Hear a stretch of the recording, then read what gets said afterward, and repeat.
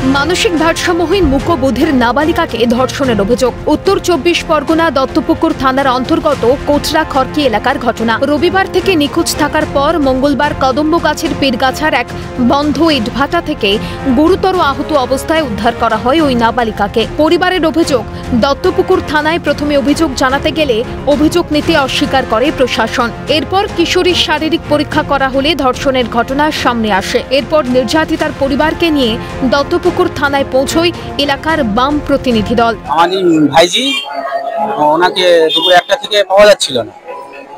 আমরা সন্ধ্যে 6টা থেকে 9টা পর্যন্ত ওনাকে খুঁজি, তারপরে পেলাম না।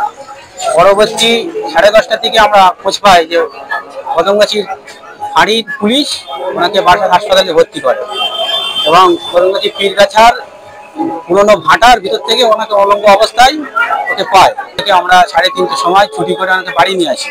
থানায় আসি, এখানে এসে একটা কমপ্লেন লিখিত দেই, তারপরে ওনারা অ্যাকশন নিয়ে মেডিকেল রিপোর্ট করায়। এখনো তারপরে আমরা কোনো খবর পাইনি। তার শরীরে অনেক দাগ পেয়েছি। ঘটনায় ইতিমধ্যে ছোট জাগুলিয়ার বড় এলাকা থেকে সাইফুল আলম নামে একজনকে গ্রেপ্তার করেছে দত্তপুকুর থানার পুলিশ।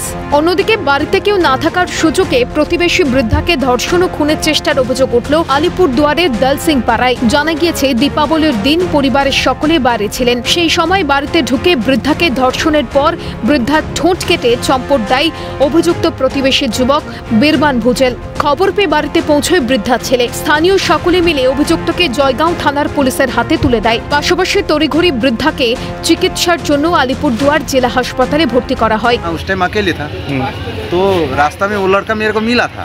रास्ता में आधा रास्ता में मिला था, फिर भी हम वो ध्यान नहीं दिया, ऐसा करेगा बोल के ध्यान नहीं दिया। तो मैं बच्चा को खोजने गया था।